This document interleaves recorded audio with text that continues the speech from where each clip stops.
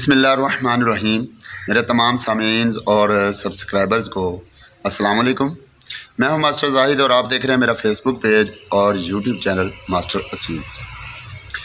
असीलों में सोकड़ा क्या है, ये क्यों होता है, सोकड़े की वजूहात क्या हैं और इसका प्रॉपर और बेहतरीन इलाज क्या है। आज की वीडियो इन्हीं बातों पर होगी कि सोकड़े की वजूहात क्या हैं, क्यों हो जाता है, किन गलतियों की वजह से सोकड़ा आता है असीलों में, मुर्गों में या मुर्गियों में, और इसका प्रॉपर जो बेहतरीन जिसका कोई नुकसान ना हो वो इलाज क्या है। तो सबसे पहले मैं माजरत खाऊँ कि मेरे कुछ सब्सक्राइबर्स मुझे बार बार डिमांड कर रहे हैं पहचान के ऊपर के बगैड़ा नस्ल की पहचान, उसके अलावा गंजू ब्रीड की पहचान या दीगर की दूसरी ब्रीड्स की पहचान। तो उनसे मैं माजरत खाऊँ, मैं वीडियो इन टॉपिक्स पे नहीं बना पा रहा क्योंकि इन टॉपिक्स पे मुझे एडिटिंग बहुत ज़्यादा करनी पड़ती है, तस्वीरें लगानी पड़ती हैं, बहुत ज़्यादा मुझे तस्वीरें पहले ढूंढनी पड़ती हैं, फिर लगानी पड़ती हैं, उनके बारे बताना पड़ता है। तो ये बहुत मुश्किल एक काम है और मेरे पास टाइम बहुत कम होता है। हालांकि ये मेरा फेवरेट टॉपिक है, पहचान वाली वीडियो जो होती हैं उन पे मेरी ग्रिप भी काफ़ी है और मेरा भी फेवरेट है। और अल्हम्दुलिल्लाह जिस तरह से पहचान वाली वीडियोस मैंने यूट्यूब पे डाली हैं, शायद इस वक्त किसी और ने इतनी डिटेल से, इतनी गहराई से, इतनी डीपली इस टॉपिक को जो है डिस्कस नहीं किया। तो और मेरे व्यूवर्स जो हैं उन्होंने भी काफ़ी इंटरेस्ट लिया है। पहचान वाली वीडियोज़ मेरी को बहुत लाइक किया गया, बहुत अच्छा देखा गया। मेरे चैनल पे जितनी पहचान वाली वीडियोज़ हैं, सील की पहचान या नस्लों की पहचान, उनको मेरे व्यूवर्स ने बहुत अच्छा जो है रिस्पांस दिया है और उस पर ट्रैफिक भी काफ़ी आई है और उन पे मेरी वर्किंग भी बहुत अच्छी है। ख़ुसूसन मेरी जो 6 वीडियोज़ हैं असील की पहचान के ऊपर, 6 असील की पहचान के ऊपर, उनको तो बहुत ज़्यादा प्रमोशन मिली है। व्यूवर्स ने, मेरे सब्सक्राइबर्स ने उसे बहुत पसंद किया।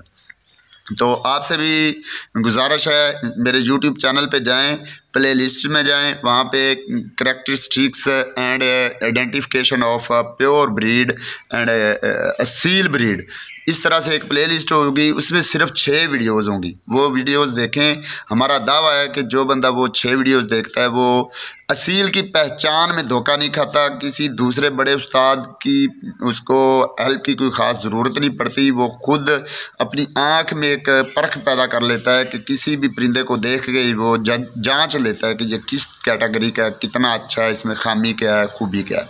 तो बहरहाल चलते हैं टॉपिक की तरफ कि असीलों के अंदर सोकड़े का प्रॉब्लम बहुत ज़्यादा आता है, उसकी वजूहात क्या हैं। सबसे पहले वजूहात डिस्कस कर लेते हैं।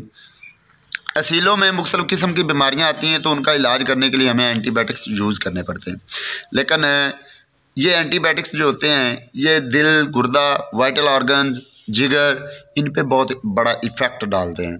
खुसूसन निज़ामे इन्हज़ाम डिस्टर्ब होता है। उसके अलावा अमले तनफ़ुस भी इससे काफ़ी हद तक, जिसे ब्रीथिंग सिस्टम कह लें, तो रेस्पिरेटरी सिस्टम कह लें, वो भी काफ़ी डिस्टर्ब होता है।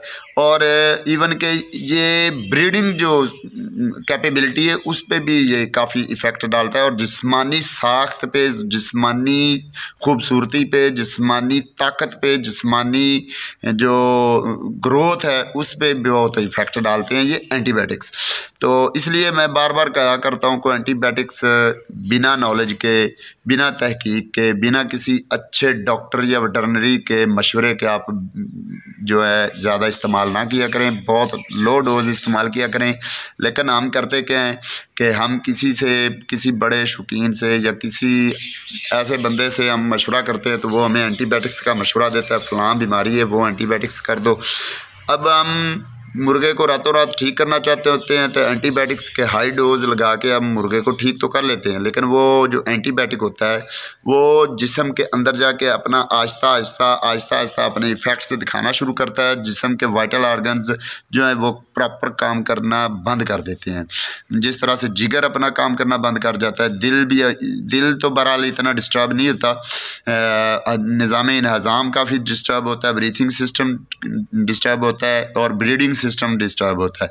तो ये सारे जो इफ़ेक्ट्स पड़ते हैं ये एंटीबायोटिक्स हम यूज़ करते हैं तो उनकी वजह से होता है। अब एंटीबायोटिक्स होते क्या हैं, आपको पता होना चाहिए कि एंटीबायोटिक्स जो होते हैं जरासीमों को किल करने के लिए होते हैं, जरासीमों को मार देते हैं, जरासीमों की जो मेम्ब्रेन है उसको तोड़ के उनको इफ़ेक्ट करते हैं। एंटीबायोटिक का फंक्शन ही ये है कि मतलूबा जो एंटीबायोटिक है एक ख़ास किस्म के जरासीम, चाहे बैक्टीरिया है, वायरस है, फंगस है, कोई भी है, उसकी जो है उसे तबाह करते हैं। ये मारते किस तरह से, उसकी मेम्ब्रेन को तोड़ते हैं, उसके न्यूक्लियस को डिस्ट्रॉय करते हैं। ये बायोलॉजी वाले, बॉटनी, ज़ूलॉजी वाले से अच्छी तरह समझ रहे होंगे कि एंटीबायोटिक्स फंक्शन क्या है।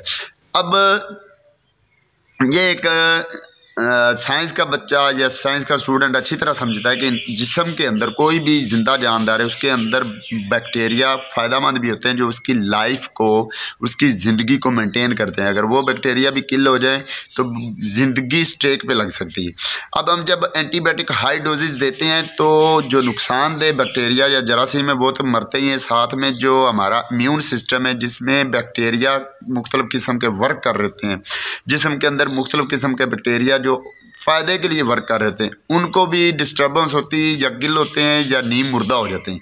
जब वो प्रॉपर फंक्शन नहीं करते, प्रॉपर फंक्शनिंग उनकी नहीं हो रही होती, तब जाके अंदर वाइटल ऑर्गन जो हैं वो डिस्टर्ब होते हैं। जब वाइटल ऑर्गन डिस्टर्ब होते हैं तो सोकड़े की जो होती है निशानियां पैदा होने लगती है, जिसम में सोकड़ा आता है, लालगी ख़त्म होने लगती है। सोकड़े की दीगर जितनी भी इकसाम है, सोकड़े की मुख्तलिफ इकसाम, सिप निकल आती है सीने की, ऐसे चेस्ट पे आप हाथ लगाएं तो ऐसे सिप निकली हुई, हड्डी निकली हुई नज़र आएगी, आपको फील होगी, तो ये सोकड़े की अलामत है। तो एक तो वजह एंटीबायोटिक्स का बहुत ज़्यादा इस्तेमाल, एक्सेस इस्तेमाल करना।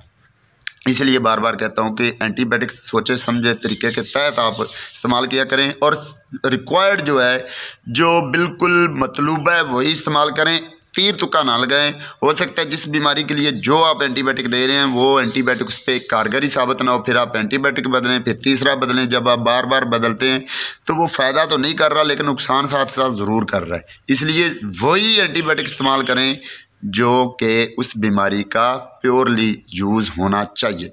और बीमारी की तशख़ीस पे मेरी वीडियोस हैं, आप पहले तशख़ीस किया करें, फिर वो मतलूबा जो उसका टारगेटेड एंटीबायोटिक वो इस्तेमाल किया करें, पहली बात।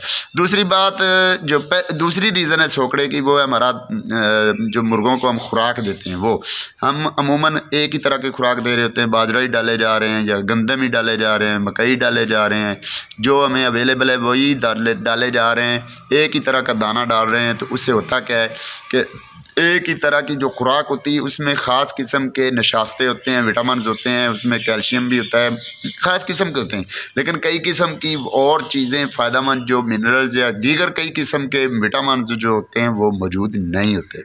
मैं मिसाल दे देता हूँ, फॉर एग्ज़ाम्पल आपके पास कोई एक फीड है, मकई है, बाजरा है, कोई भी है, उसमें एग्ज़ाम्पल मैं देता हूँ कि उसमें विटामिन ए और बी है लेकिन सी नहीं है, तो सी भी जिस्म के लिए बहुत ज़रूरी है। तो वो जब आप प्रॉपर वही देते रहेंगे तो इसका मतलब विटामिन सी की कमी होनी शुरू हो जाएगी। इसी तरह अगर आप कोई और खुराक लगातार वही दे रहे हैं जिसमें विटामिन सी मौजूद है, विटामिन बी मौजूद है, लेकिन विटामिन ए मौजूद नहीं, तो इस तरह एक वक्त पड़ने के बाद विटामिन ए की कमी हो जाएगी। इस तरह मतलब विटामिन की कमी हो जाती, कैल्शियम की कमी हो जाती, मिनरल्स की कमी होती, जिससे जानवर जो है उसकी ग्रोथ, परिंदे की ग्रोथ जो है रुक जाती है, जिस्म के अंदर मेटाबॉलिज्म और कैटाबॉलिज्म डिस्टर्ब होता है। बॉटनी वाले समझ रहे होंगे कि मेटाबॉलिज्म और कैटाबॉलिज्म क्या है, इनका बैलेंस होना बहुत ज़रूरी है। मेटाबॉलिज्म होता है, मैं मुख्तसर बयान कर देता हूँ, मेटाबॉलिज्म होता है जिस्म के खलियों का नया बनना, नए खलियों का बनना, और कैटाबॉलिज्म होता है पुराने ओल्ड बूढ़े जो खलिए होते हैं जिस्म के, उनका टूटना। इनमें एक बैलेंस होता है, मुवाजना होता है, जो कायम रहे तो जिस्म बिल्कुल तवानात सेहतमंद रहता है। अगर इनमें तवाज़न कायम ना रहे तो जिस्म में अनबैलेंसिंग होने की वजह से सोकड़ा या इस तरह के मोटापा या सोकड़ा, इनमें मुख्तलिफ़ किस्म के मतलब मसाइल आ सकते होते हैं। तो आपने इनको बैलेंस करने के लिए आपने जो फीड है वो चेंज करनी, मिक्स दाना यूज़ किया करें। पहली बात तो ये मिक्स दाना यूज़ करें। अगर आपके पास मिक्स दाना अवेलेबल नहीं है, आप गंदम ही खिला रहे हैं, फॉर एग्ज़ाम्पल गंदम ही खिला रहे हैं, तो कभी कभार मकई भी खिला लिया करें, बाजरा भी खिला लिया करें, सरसों खिला लिया करें, दीगर दूसरी और सब्ज़ियाँ, कच्ची सब्ज़ियाँ और छिलके और जो सब्ज़ा, ये तो ज़रूर खिलाया करें। ये चीज़ें खिलाते रहेंगे तो जिस्म के अंदर आयरन विटामिन मिनरल्स और इस तरह की कमियां, नशास्तों की कमियां नहीं आएंगी। खुराक की उसे बैलेंसिंग खुराक, मतवाजन खुराक मिलती रहेगी, तो वो परिंदा आपका खुराक की वजह से डिस्टर्ब नहीं होगा। तो ये 2 रीज़न्स हैं। इन्हीं 2 रीज़न्स को कंट्रोल करें, इंशाल्लाह आपके मुर्गों में सोकड़े का मसाइल नहीं आएंगे। अब अगर सोकड़ा आ गया तो उसका प्रॉपर इलाज क्या है? प्रॉपर इलाज यही है कि आपने अपने मुर्गे को जो मिल्क एक्सट्रैक्ट्स हैं, मतलब मक्खन है जो मिल्क से बनता है, बालाई है या पनीर है, ये आप चीज़ें यूज़ कर सकते हैं। कैसे यूज़ करनी है? आपने अपनी जो मुर्गे को फीड दे रहे हैं, जो उसमें आप मलाई अगर यूज़ करना चाहते हैं, तो जो जितनी आप अपने मुर्गे को फीड दे रहे हैं उसमें 1 चम्मच मलाई, दूध के ऊपर बॉयल किए हुए दूध के ऊपर जो मलाई आ जाती है वो आप 1 चम्मच डाल के मिक्स करके उसको रोज़ाना खिलाते रहें, और ये आपने तकरीबन 2 माह करना है काम। अगर आप पनीर जो है वो खिलाना चाहते हैं तो वो भी आपने 1 चम्मच डेली बेसिस पे किसी तरह से भी खुराक में मिक्स करके या अलहदा से आपने रोज़ाना 1 चम्मच खिलानी है। और या अगर आप मक्खन खिला रहे हैं तो मक्खन भी आपने आधा चम्मच, मक्खन आपने 1 चम्मच नहीं बल्कि आधा मक्खन, आधा चम्मच जो है फीड में, आटे में, किसी चीज़ में मिक्स करके आपने डेली बेसिस पे खिलानी है।